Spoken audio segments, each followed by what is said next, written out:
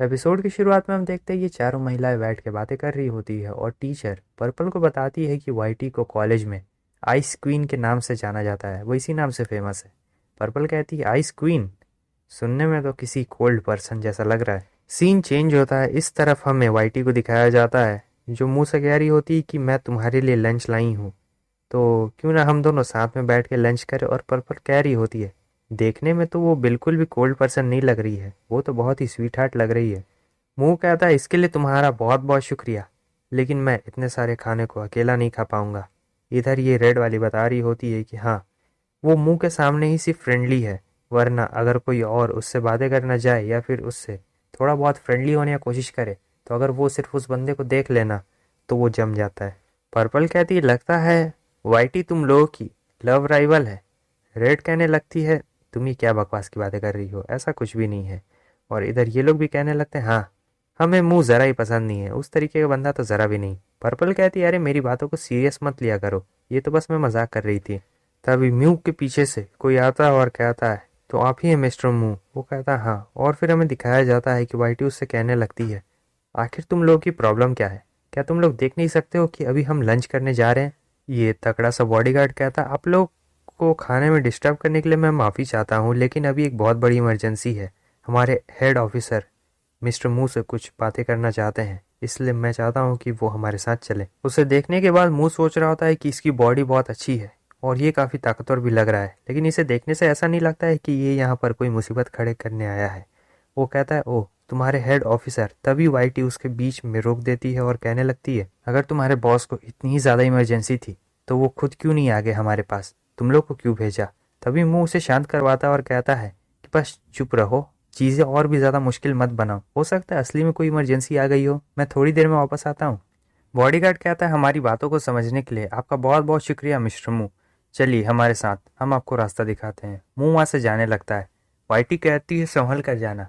वो कहता है मेरी स्किल्स पर भरोसा रखो, ज़्यादा चिंता मत करना। और फिर हम देखते हैं ऐसे करते करते वो लोग बाहर आ चुके होते हैं, जहाँ पर वो बॉडीगार्ड अपने सर से कहता है कि मैं मास्टर मुंह को यहाँ पर ले आया हूँ।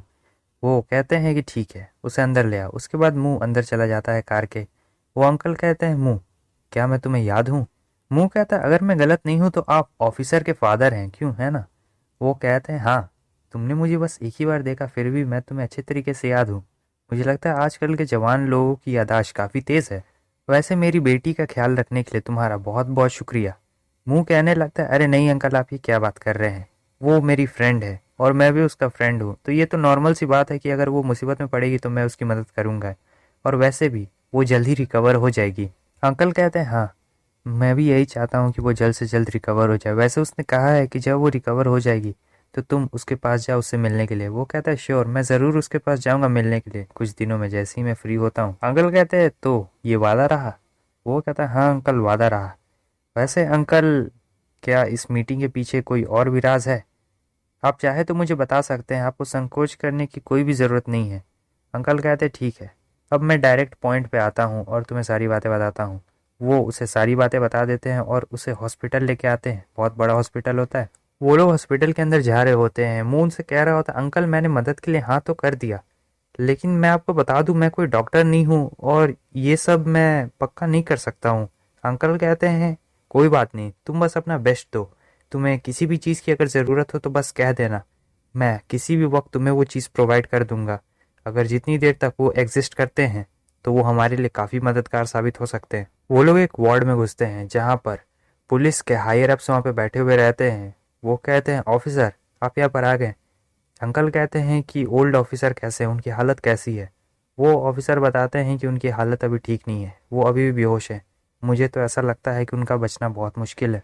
और फिर अंकल मुंह को बताने लगते हैं कि ये आदमी, ये इनके देश के लिए बहुत ज़्यादा इंपॉर्टेंट पर्सन है, अगर इन्हें कुछ हो गया तो इनका देश बहुत बड़ी मुसीबत में आ सकता है, जैसे कोई सिविल वॉर छिड़ सकती है इनके देश में अंदर ही अंदर।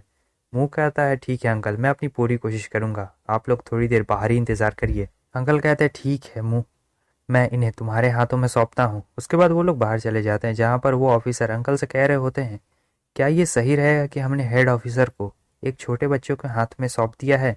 अंकल उस ऑफिसर से कहते हैं कि तुम ज़रा भी चिंता मत करो, उसने मेरी बेटी की भी जान बचाई है तो मुझे उस पर पूरा भरोसा है।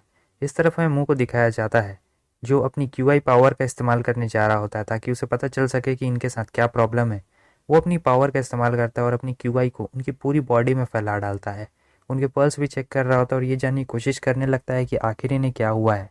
लेकिन उसे अभी तक कुछ समझ नहीं आया होता है कि इन्हें क्या हुआ है। वो सोच रहा होता है एक और बार ट्राई किया जाए। उसके बाद वो फिर से अपनी क्यूआई को उनकी बॉडी में डालता है और चेक करने लगता है। इस बार पहले से ज़्यादा क्यूआई डाला होता है तो इसे पता चल चुका होता है कि उनके हार्ट में कोई छोटी सी चीज़ फंसी हुई है जो ब्लड पंप करने में बहुत ज़्यादा दिक्कत पैदा कर रही है, जिससे कम ब्लड पंप हो पा रहा है। ये चीज़ काफ़ी लंबे वक्त से इनके हार्ट के अंदर है, जिसके वजह से इनके इंटरनल ऑर्गन्स धीरे धीरे करके फेल होना शुरू हो रहे हैं। लेकिन हमारे हीरो के लिए ये कोई बहुत बड़ी मुश्किल वाली बात नहीं होती है। वो अपनी क्यूआई का इस्तेमाल करता है और उनके हार्ट के अंदर से वो चीज़ निकाल देता है, जिससे वो ठीक हो चुके होते हैं। इधर अभी भी ये लोग बाहर खड़े होते हैं और चिंता कर रहे होते हैं कि इनके ये जो हेड ऑफिसर है ये ठीक हो पाएंगे या फिर नहीं। तभी वो निकलता है। मुंह कहता है कि अब वो खतरे से बाहर है और थोड़ी देर में होश में भी आ जाएंगे। ये सुनने के बाद वो तीनों बहुत ज़्यादा खुश होते हैं और उनके चेहरे पर एक स्माइल होती है। अंकल पूछते हैं उनके पास और कितना वक्त बचा हुआ है। मुंह बताता है कि मैंने उनके इलनेस को तो ठीक कर दिया है, लेकिन उनके ऑर्गन्स धीरे धीरे फेल होना शुरू हो चुके हैं। मुझे लगता है कोई चमत्कार ही उन्हें बचा सकता है, लेकिन ऐसा लगता नहीं कि होने वाला है। थोड़े बहुत टैबलेट्स पे मुझे लगता है कि वो सिर्फ 6 महीने तक ही ज़िंदा रह पाएंगे। अब इस बात को 3 दिन बीत चुके होते हैं। 3 दिन बाद हमें उन्हीं हेड ऑफिसर के बेस को दिखाया जाता है। वो काफ़ी गुस्सा होते हैं और कह रहे होते हैं, तुम बेवकूफ़ लोग कहीं के, तुम्हारी हिम्मत कैसे हुई? मैं अभी तक मरा नहीं हूँ और तुम लोगों ने अपने आप एक्शन लेना शुरू कर दिया। जब तक मैं जिंदा हूँ तब तक सिर्फ मैं ही एक्शन ले सकता हूँ, समझे? टीचर आप शांत हो जाइए। आपको पता है ना, आप अभी अभी रिकवर हुए हैं तो ये आपके लिए ज़रा भी अच्छी बात नहीं है। काश काश मैं थोड़े और दिनों तक जिंदा रह पाता। आप चिंता मत करिए टीचर, जैसे ही ये सभी चीज़ें ख़त्म हो जाएगी उसके बाद हम आपका इलाज अच्छे से करवाएंगे। तुम तुम मुझे झूठा दिलासा देना बंद करो। मुझे पता है कि मेरी कंडीशन क्या है और मुझे ये भी पता है कि मैं किन हालातों से गुजरा हूँ। वैसे इस बार तो तुमने मुझे मौत के मुंह से खींच के निकाल लिया। वैसे उस बच्चे का क्या जिसने मेरी जान बचाई? मैंने सुना है कि आज वो मुझसे मिलने के लिए आ रहा है, तो क्या तुमने कार भेज दी उसे लेने के लिए? अंकल कहते हैं, हाँ सर, मैंने सारी तैयारियां कर दी है, वो कभी भी आ सकता है। तभी बेल बजती है। अंकल कहते, देखा आपने, शैतान का नाम लिया और शैतान हाजिर हो गया। मुंह अंदर आता और अंकल मुंह को सर से इंट्रोड्यूस करवाते हैं।